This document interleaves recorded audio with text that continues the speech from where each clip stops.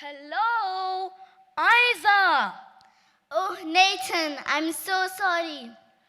Were you sleeping? Not sleeping. Actually, I was lost in my dream world. Dreaming here? At this time? Dreaming of what?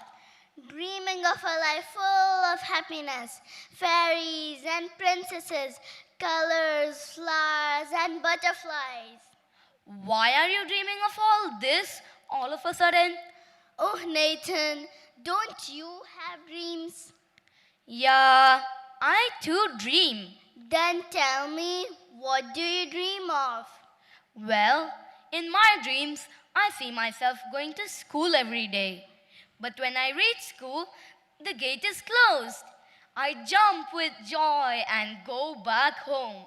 I play games on my tab, play football, eat, and sleep. But alas, my dream has never come true. Nathan, don't you know it's only through school and education that we will have the potential to turn our dreams into reality? Truly said, Isa, it will only be through hard work, education, and determination that we will not only fulfill our dreams and the dreams of our parents, but will live each day as a dream. So, moms and dads, let us take you to our world of dreams. إن أحداث الحوار السابق كانت تتحدث عن الأحلام وأهمية التمسك بها، ونتعلم من هذا الحوار أهمية المدرسة والتعليم لنحول أحلامنا إلى حقيقة، وأيضا بالعزيمة والإصرار والعمل الجاد نحقق أحلامنا. ولذلك أيها الآباء والأمهات، دعونا نأخذكم إلى عالم الأحلام. Wishing a very good morning to one and all present here.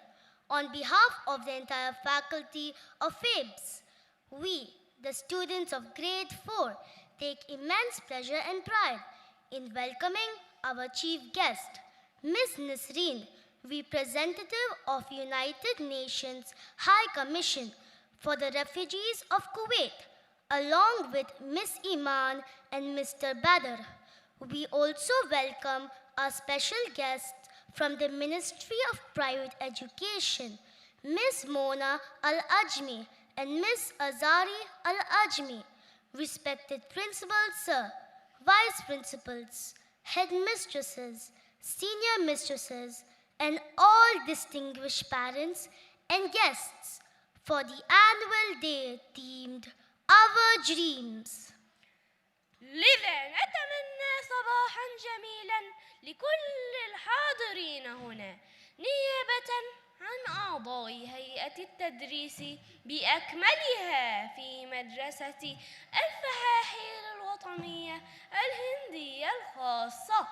نحن طلاب الصف الرابع نشعر بسعادة وبفخر بالترحيب بضيفتنا الرئيسية السيدة نسرين، ممثلة الأمم المتحدة لشؤون اللاجئين في الكويت، ومعها السيدة إيمان والسيد بدر.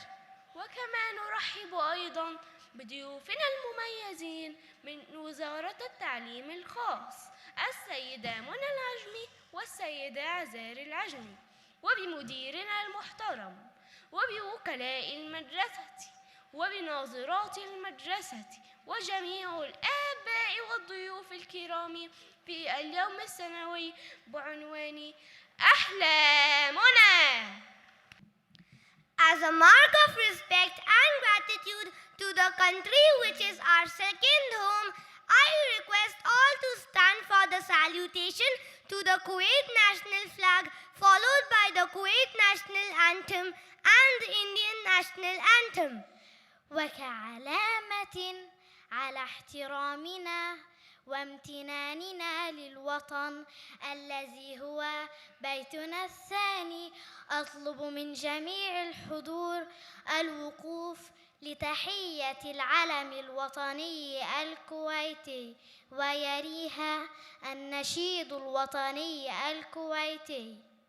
تحيا الكويت، تحيا الكويت، تحيا الكويت. عاش الأمير، عاش الأمير، عاش الأمير. تحيا الأمة العربية، تحيا الأمة العربية، تحيا الأمة العربية. الكويت سلم سلم مجدي، وعلى جبينك طالع سعدي. وطن الكويت، وطن الكويت، وطن الكويت سلم سلم مجدي. يا مهد آباء الأولى كتبوا ذكرى الخلود فنادى بالشهوب الله أكبر إنهم عرب طلعت كواكب جنة الخلد. وطن الكويت سلم سلم مجدي، وعلى جبينك طالع سعدي. وطن الكويت، وطن الكويت، وطن الكويت سلم سلم مجدي.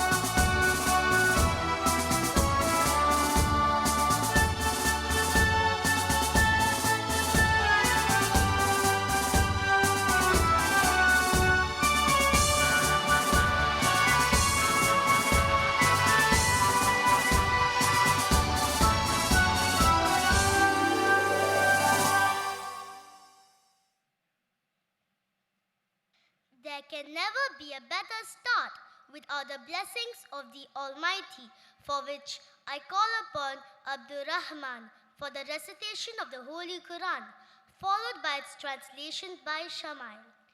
ولا يمكن أن تكون هناك بداية أفضل من دون بركة الله تعالى التي نرجوها بتلاوة القرآن الكريم ثم ترجمته. أعوذ بالله من الشيطان الرجيم. بسم الله الرحمن الرحيم. ألم نشرح لك صدرك ووضعنا عنك وزرك الذي أنقض ظهرك ورفعنا لك ذكرك فإن مع العسر يسرا، إن مع العسر يسرا. فإذا فرغت فانصب وإلى ربك فارغب. صدق الله العظيم. I seek refuge with Allah from the curse Satan.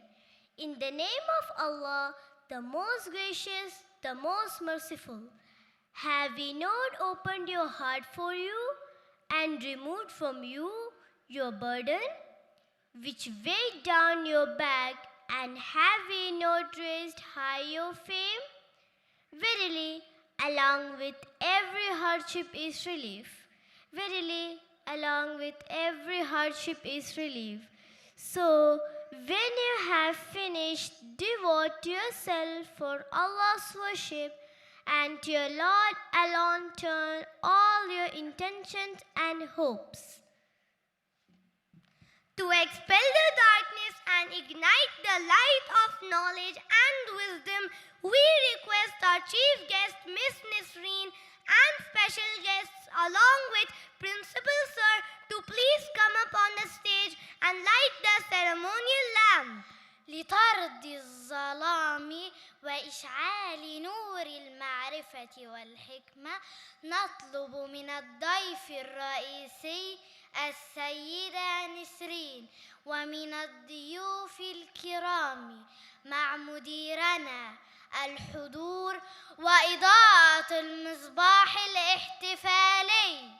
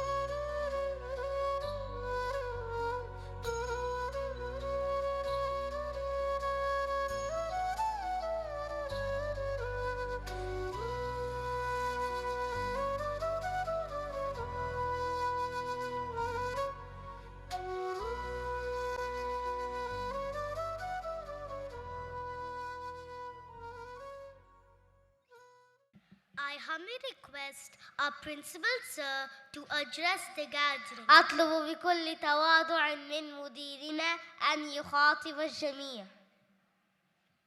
Ms. Nisreen Rubian, Representative UNHCR to the State of Kuwait. Ms. Iman Al-Inawi, Program Associate. Mr. Badr Assam, Senior External Relations Assistant. And my beloved parents, teachers, and my lovely children. A very good morning to each one of you. Today we have assembled in the name of the annual day for Class 4, and it's a very important annual event for every class. Now we are celebrating for Class 4. Before starting the program, an address of the principal is asked for, because this is one rare chance I get to interact with you as a whole, because we meet in small groups, maybe individually, but not as a whole group. So I thought it's a nice occasion to share some of my views with you. Your children from Class 4 is going to be, they're completing the Class 4 and going to enter to Class 5, which is in the middle school, senior school block. And, you know, they are actually, truly speaking, they are changing their environment. Once they come this side, the same, they are grown up now. Once they are grown up, there are certain aspects to be taken into consideration. Please understand that when we were small, when we were young, our adolescent age was maybe counted from 14 to 18, maybe 13 to 18, but Class 4 children going from Class 4 to Class 5, they're in from the 10 years to 11 years, that range they are going. Maybe because of the hormonal changes, those days when we were getting into adolescence was later, but now it is earlier. Now this is the time where we need a lot of care. A lot of care has to be taken in handling children. You know, we want our children to be the best, and then we have to be the best starting from home. You should be the role models to your children, and how you expect them to be, you should show them by your actions, not by words. You know, as we all hate advisors, children also. So advising, we do something, and advising them to do something else, it is never going to materialize. So this is one of the most important thing what you have to remember always at home. I mean to say that if you have the habit of shouting for something, don't expect your child not to shout, to be polite. It will never happen. A very simple example I can tell you. One of the last functions happening here, we clearly said that please don't come forward and take the videos, because it causes problem for people. They are not able to see properly who are sitting behind you. But last program also, we found 2 or 3 parents came here with the mobile and taking the photos or videos of their children. See what idea we are giving to our children in that way. There is a rule to be followed for the comfort of everyone in the auditorium, everyone in the society, and I become smart, come forward, take a video, and see that I have done this. So that is not, there is nothing great in it, and our children get a wrong idea that there was a rule not to do this, but my parent has done it, so I also can do it. One more example I can tell you, last time also, we clearly said that only 2 parents will be allowed because of the seating capacity and to have a ordered fashion of program. Please don't bring no more than 2 people. But some parents, even, I'm sorry to say, even the maid at home also came with them.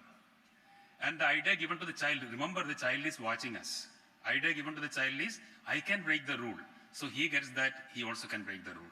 These are small, small things we don't care. But children are observing you and they will learn and they also will do the same thing. Wherever I want my things to be done, I'll break the rule. And that is why when things happen like that, world will be a miserable place to live in. Also, one more example I tell you, one of the orientation program, I told all the parents that if a child is sick, kindly don't send the child to school because there are 2 reasons. One is health is most important for all of us, especially for our children. And second thing is that if the child has a contagious disease, then definitely it is going to affect other children also. What happened? One particular parent started not sending the child for any of the weekly tests. And the reason said that principal told the child is sick, don't send the child. See how it is misinterpreted for the sake of getting advantage. Advantage that the child is not, so how do we assess the child? Please make your children understand that exams are actually a self-measurement to find out how much the child know, not to classify the child as you are useless or you are excellent.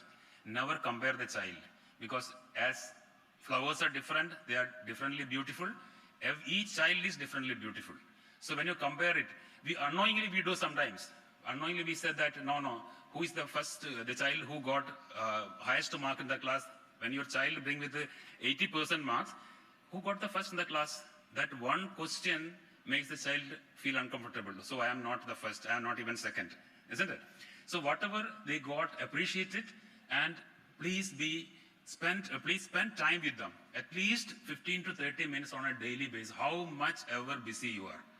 Okay, even to the top officials of the country or maybe your office, any company, find out some time to share with children because this is the age your children will start detaching from you little by little because they are going to the adolescent age. So once they go to the adolescent age, there's a normal practice. When we were children, we had a gap, isn't it? But now the time is different. We had our own siblings or maybe friends to play around and to take out our pain and frustration, and we used to balance ourselves. But now the children are not like that. They are confined to the home and they don't get much outing, and children should be taken out. And they should be playing every day. Exercise is inevitable in their life. For a better performance in the academics, exercise is inevitable. And that is why in the school we give a lot of importance for all the activities, including the annual days. There are some parents, I don't want my child to participate in this annual day because maybe it's an unnecessary expenditure of money, or my child is only getting 2 minutes on the stage. But that 2 minutes, how much practice we teachers do with them here. Every day they're coming to the stage and practicing it. A lot of things like communication skills, the team building skills and acting like a team. Not only that, they become bold in speaking. See, when my age of class, age 10, I was pushed by mother onto the stage for a speech. I made it by heart. I had the paper in my hand, and what was happening? The hand was shivering like this, and my knees started knocking. I forgot everything. The mic fell down also. I worked that. My speech is gone. See the children, how confidently they are coming and holding the mic in hand and speaking by looking at you. That is what we look forward. The communication is a very important tool in the future when they grow up. And this age, when class 4 to class 5 and above when they come, you have to have a close watch, not like a detective, as a friendly way. You can never, some parents say that I am friendly with my child. It's fine, being friendly, but there are stages at which you have to stop that friendship and to be a mentor. Because everything, your child do not need you as a friend. It's impossible. They want friends. Even we want friends from our peer only. So they are not going to take you as a friend. How much ever you say, boss, that I am friendly with my child, we openly discuss everything, 100%, it is not possible. There's a limit for that.